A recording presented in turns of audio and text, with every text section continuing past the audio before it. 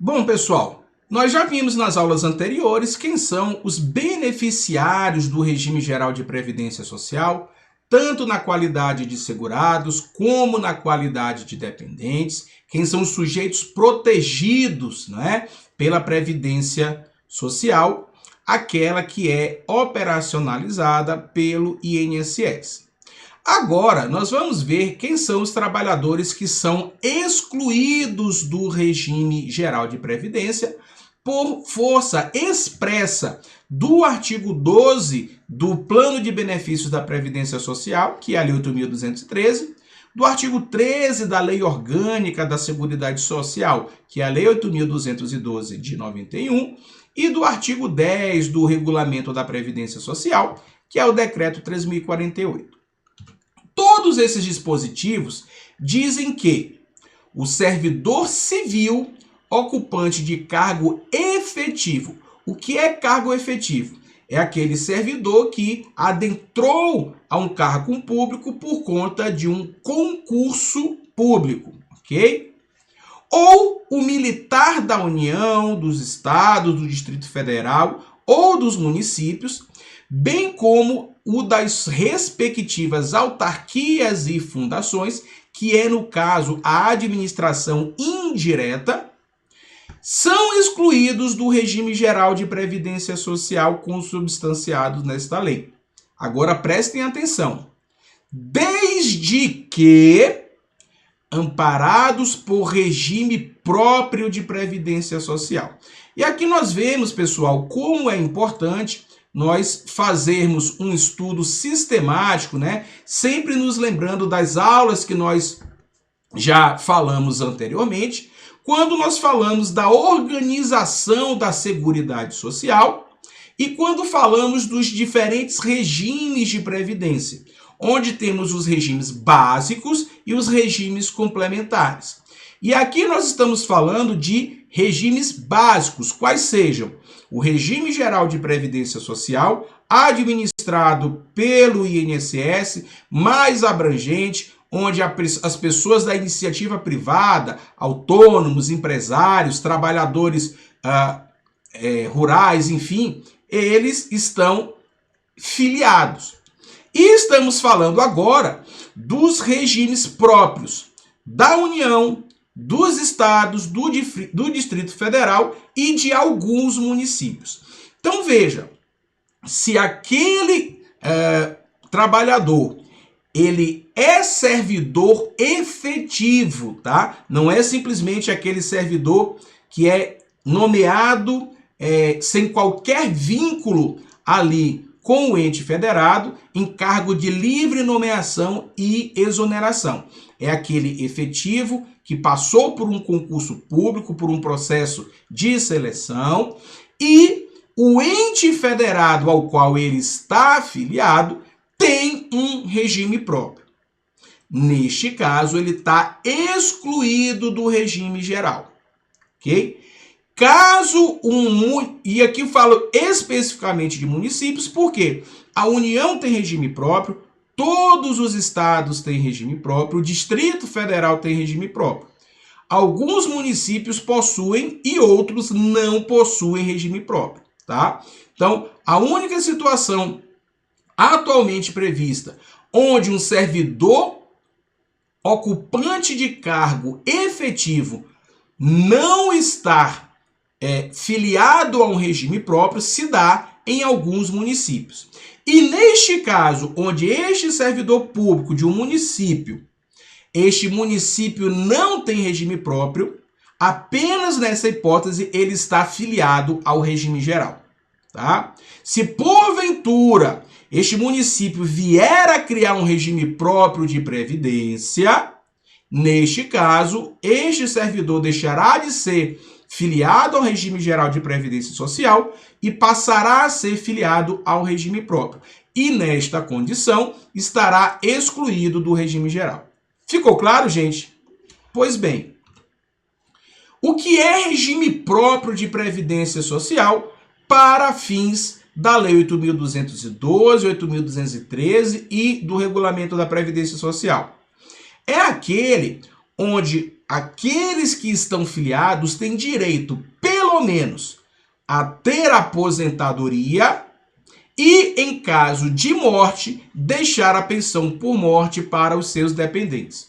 O regime próprio, pelo menos para ser assim caracterizado, tem que necessariamente prever aposentadoria e pensão por morte. Não é ou um ou outro, tem que ser os dois para ser considerado regime próprio, ainda que ele não ofereça outros benefícios, como é o caso no regime geral, de auxílio por incapacidade temporária, de auxílio reclusão, de salário maternidade, etc. Mas pelo menos aposentadorias e pensão por morte, este regime próprio tem que oferecer para ser assim considerado. Do contrário, o servidor civil ocupante de cargo efetivo estará filiado ao regime geral. Beleza, gente? Então presta atenção nesta situação. Caso o servidor ou o militar venham a exercer concomitantemente uma ou mais atividades abrangidas pelo regime geral de previdência social, tornar-se-ão segurados obrigatórios em relação a essas atividades e, nesta hipótese, estará afiliado a 2 regimes previdenciários. Um na condição de servidor ocupante de cargo efetivo ou de militar, e também no regime geral, ao exercer uma atividade que o filie obrigatoriamente como segurado do regime geral. Então vejam, pessoal, vou lhes dar o meu exemplo pessoal, que por ser servidor efetivo da União, por ser analista do Seguro Social, eu estou obrigatoriamente filiado ao regime próprio de previdência da União.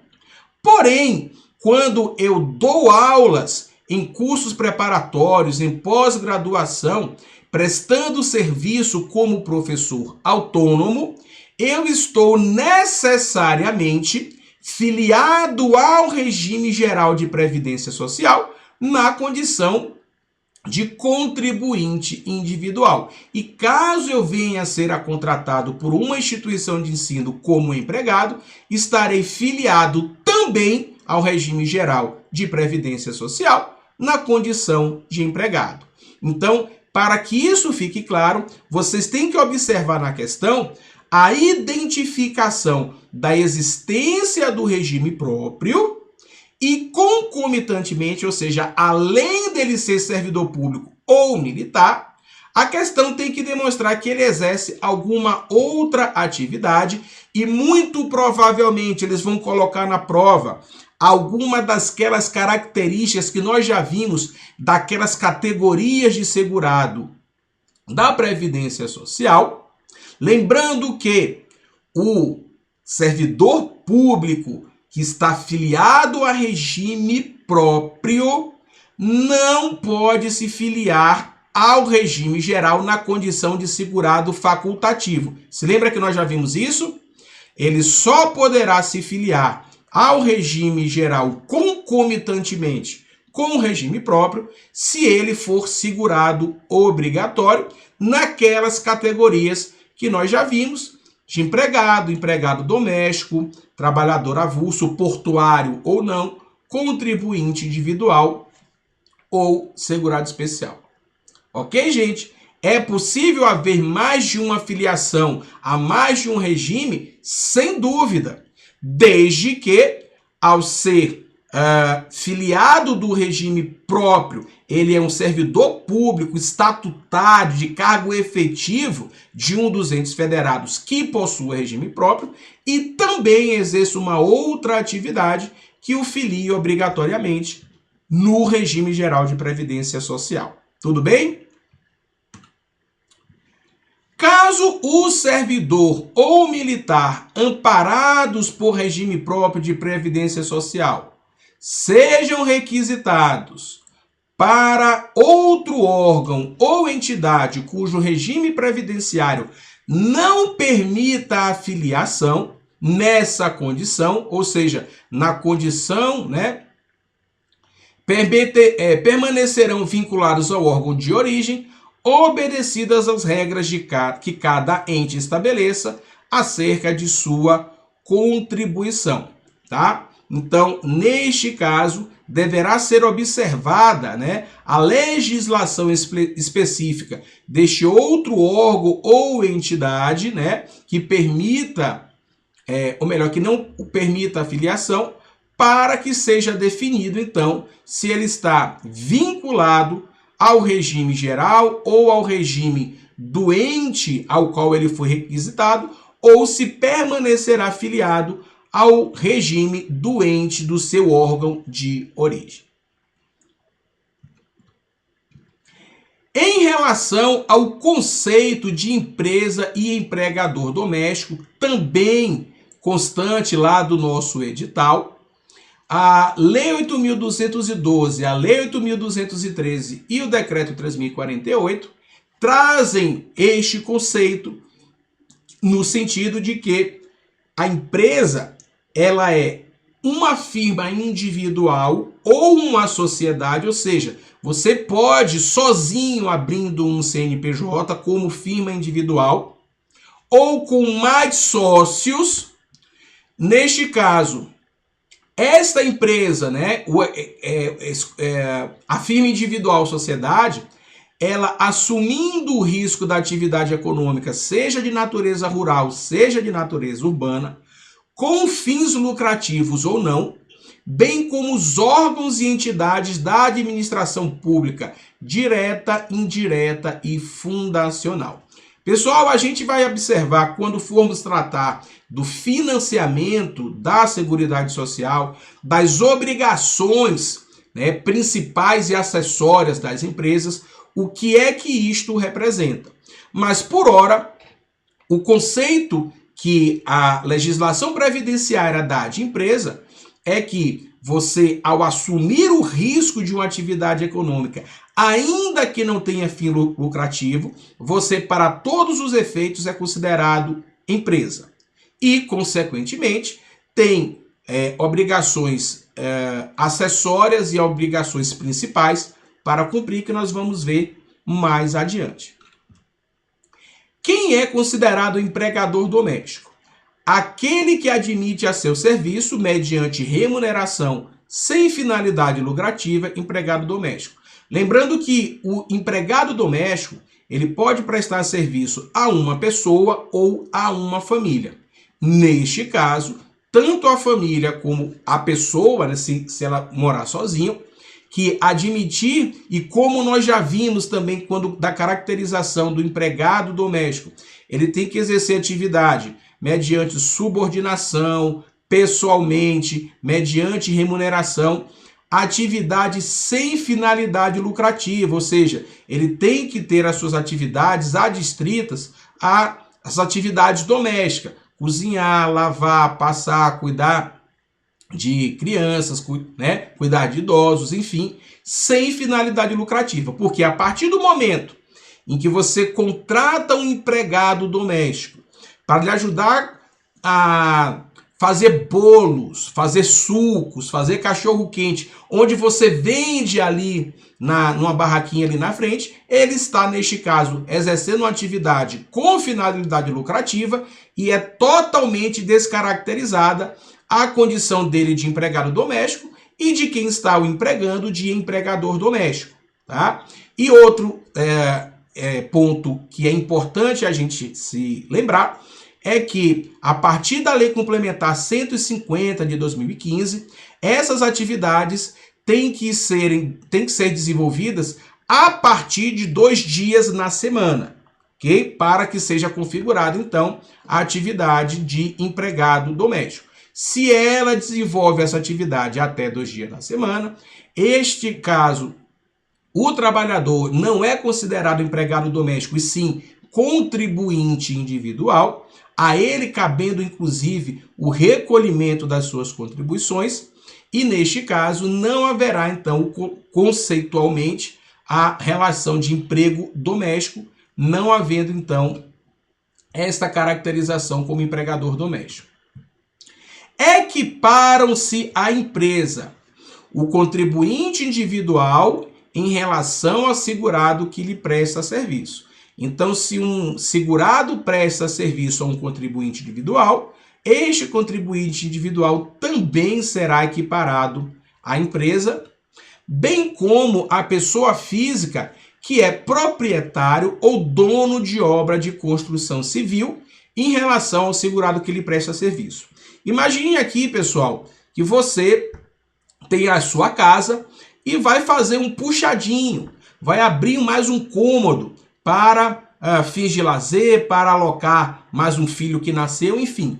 Então, neste caso, você vai chamar um pedreiro, um mestre de obras, alguém para fazer, né, este cômodo a mais no seu imóvel.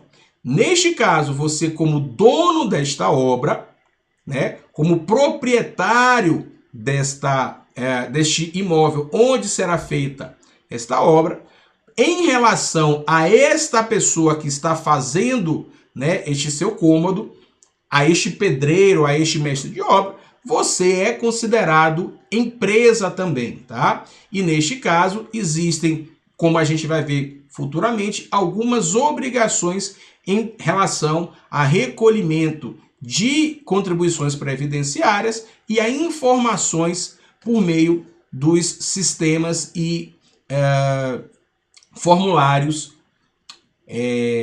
competentes para tal. Também é considerado equiparado à empresa pela legislação previdenciária a cooperativa, a associação ou a entidade de qualquer natureza ou finalidade, inclusive a missão diplomática, e aqui nós estamos falando das embaixadas, e a repartição consular de carreiras estrangeiras, que são os consulados. Então, a cooperativa, né, onde tem cooperados, para, seja cooperativa de produção, seja cooperativa de trabalho, para todos os efeitos ela é empresa. A associação ou a entidade de qualquer natureza, clubes, inclusive, pessoal, aquelas associações de cunho beneficente também são consideradas empresas, só que elas têm um tratamento diferenciado na legislação, como nós vamos ver também adiante quando tratarmos do custeio da Seguridade Social. Então, em suma, empresa, firma individual ou sociedade que exerce atividade econômica, ainda que sem fins lucrativos, bem como os órgãos públicos da administração direta, indireta ou fundacional. Por exemplo, a autarquia INSS é considerada empresa para fins de recolhimento de contribuições previdenciárias e obrigações principais e acessórias. Empregador doméstico é quem admite aquela pessoa sem fins lucrativos no âmbito domiciliar, trabalhando mais de 2 vezes na semana, mediante remuneração, subordinação e pessoalidade. Esta pessoa ou esta família é empregador doméstico, equiparando-se à empresa o contribuinte individual em relação a outro segurado que lhe presta serviço, a pessoa que é dona de obra ou proprietário de obra de construção civil em relação àquela pessoa que está lhe prestando serviço, cooperativa, associação ou entidade de qualquer natureza ou finalidade, incluindo embaixadas e consulados também. O operador portuário e o órgão gestor de mão de obra também são considerados empresa. Os sindicatos também são considerados empresa.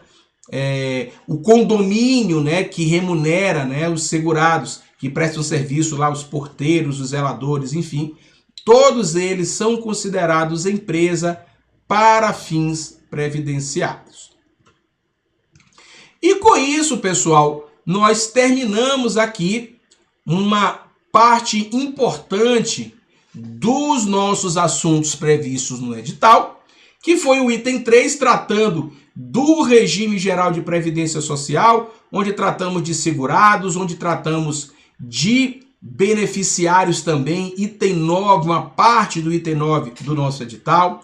Falamos do item 4, do conceito de empresa e empregador. Falamos ali dos segurados obrigatórios e facultativos. Então, estamos bem alinhados com o que prevê o nosso edital. E a partir de agora, vamos iniciar mais 2 pontos importantíssimos que são sempre cobrados nas provas e tem realmente um certo nível de dificuldade. Nós precisamos prestar bastante atenção, que é a manutenção, perda e restabelecimento da qualidade de segurado, item 10 do nosso edital.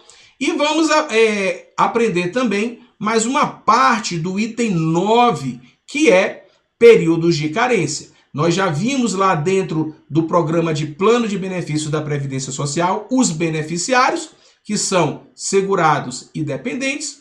Vamos, a partir de agora, aprender sobre esta questão também. Então vejam, pessoal, o que é qualidade de segurado? A IN 128, lá do INSS, que também está sendo cobrada lá no nosso edital, no seu artigo 183, diz que qualidade de segurado é a condição atribuída a todo indivíduo filiado ao RGPS que possua inscrição e que esteja contribuindo para esse regime. Interessante notarmos, pessoal, que nem a Lei 8.213, nem o Decreto 3.048, ele conceitua o que é qualidade de segurado. Eles apenas trazem, como nós vamos ver daqui a pouco, dispositivos que dizem quem está na qualidade de segurado e quem perde a qualidade de segurado, se, no entanto, conceituados.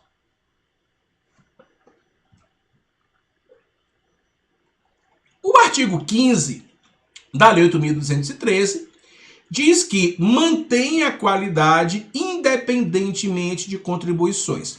Então, daí a gente já começa a ter uma noção do que é qualidade de segurado. Bom, se a qualidade de segurado, segundo a instrução normativa do INSS, é a condição àquele filiado ao RGPS, ou seja, se você é filiado ao RGPS, você está exercendo uma atividade remunerada, no caso do segurado obrigatório, ou você é facultativo, fez uma inscrição e começou a pagar as contribuições. Então, ele está afiliado, possui inscrição. Nós já vimos que a inscrição, a depender da categoria do segurado, ela deve ser feita pelo empregador doméstico, pelo sindicato ou órgão gestor de mão de obra, pelo próprio contribuinte individual, não é isso? Ou pelo próprio segurado especial, e que esteja contribuindo. Então, se você está contribuindo, e como o artigo 15 diz que mantém a qualidade de segurado independentemente de contribuições, logo, quem está contribuindo mantém a qualidade de segurado. Mantendo-se a qualidade de segurado, esta pessoa está protegida pela Previdência Social, caso venha a ocorrer riscos sociais que demandem a concessão de benefícios pecuniários para ele ou para os seus dependentes. Ok?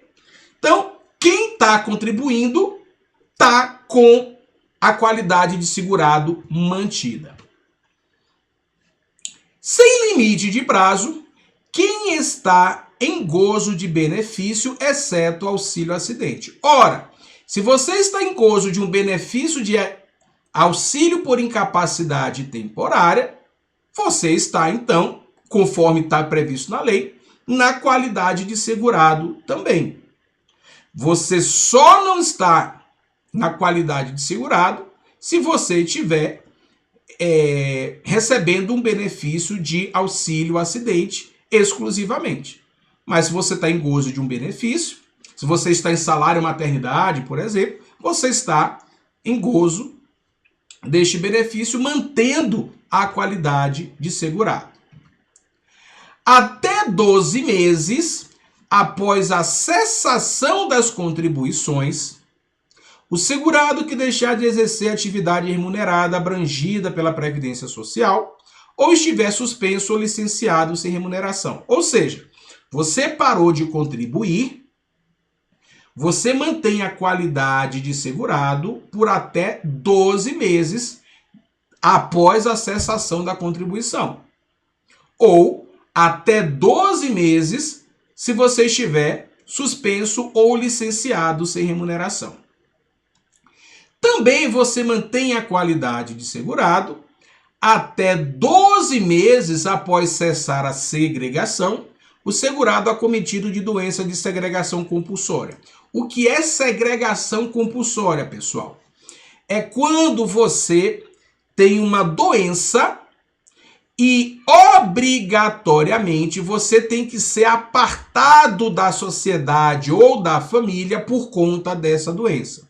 E aqui nós damos um exemplo muito claro para vocês entenderem, que é a doença de hanseníase, antigamente conhecida como lepra, onde lá na década de 40, 50, 60, uma lei previa que aquela pessoa portadora de hanseníase ou os filhos dessas pessoas, eles tinham que necessariamente ser segregados, afastados, apartados da sociedade dos familiares e eram internados em sanatórios e outros estabelecimentos específicos para acolher essas pessoas que estavam com essas doenças de segregação compulsória.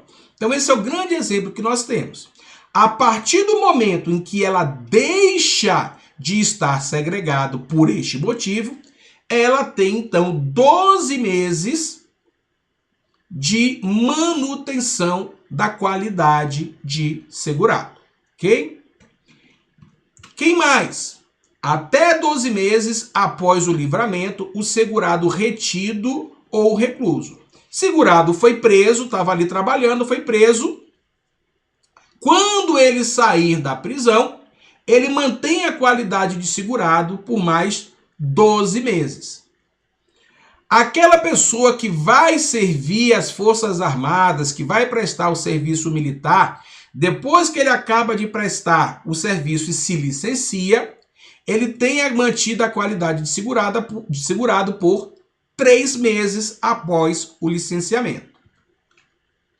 Já o segurado facultativo, ele tem durante 6 meses mantida a sua qualidade de segurado após cessar as suas contribuições.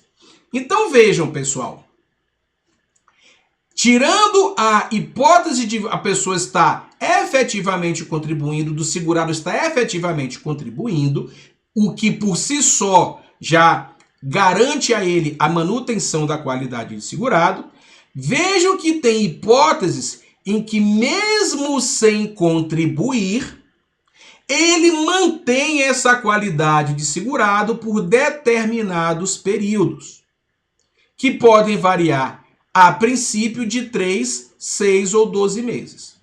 Porém, pessoal, a Lei 8.213 prevê uma prorrogação desses prazos em algumas hipóteses, conforme está previsto aqui no parágrafo 1º, que diz que o prazo do inciso 2, o inciso 2 nós estamos falando daquela pessoa que parou de contribuir, tá? Então esse período de 12 meses pode ser prorrogado para até 24 meses, se esse segurado que deixou de contribuir já tiver pago mais de 120 contribuições mensais sem interrupção, que acarrete a perda da qualidade de segurado. Ou seja, se ele tem mais de 10 anos, se for ininterruptamente, ou se picadinho, mas entre o período que ele deixa de contribuir e retorna a contribuir, não tenha ocorrido esse lapso de 12 meses que acarrete a perda da qualidade. Então, este aí, se parar de contribuir após essas 120 contribuições, o prazo de 12 meses de manutenção será estendido por 24 meses. Ok? E se esta pessoa ela for desempregada e comprovar esta situação por meio de registro no órgão próprio do Ministério do Trabalho, tanto aquele período de 12 meses, mesmo sem as 120 contribuições, ou aquele período prorrogado por 24, por conta de já ter mais de 120 contribuições, serão prorrogados por mais 12 meses, se esta pessoa comprovar que está desempregado e registrada esta situação no órgão próprio do Ministério do Trabalho. Ou seja, este período pode chegar de 12 passar para 24 meses, se ele tem menos de 120 contribuições, ou se ele tem mais de 120 contribuições e para de contribuir, ele pode ter, além dos 24 do parágrafo 1º, mais 12, ou seja, 36 meses, 3 anos de manutenção da qualidade de segurado. E nesta condição, durante esses prazos, ou seja, tanto do caput, dos 12, 3 ou 6, que no caso exclusivamente do inciso 2, pode ser prorrogado por mais 12, juntando, fazendo o total de 24, ou mais ainda, 12 meses, caso ele tenha sido pago mais de 120 contribuições sem perda da qualidade de segurado, acarretando 36 meses de manutenção da qualidade. Durante todos esses prazos, o segurado conserva todos os seus direitos perante a Previdência Social. Por isso, pessoal, que este período é conhecido como período de graça, ou seja, um período em que, mesmo sem estar contribuindo para a Previdência Social, ocorrendo um dos riscos sociais, ele está amparado e protegido pela Previdência Social. Okay? Na próxima aula, nós vamos adentrar mais especificamente em relação à aquisição, reaquisição e manutenção da qualidade de segurado.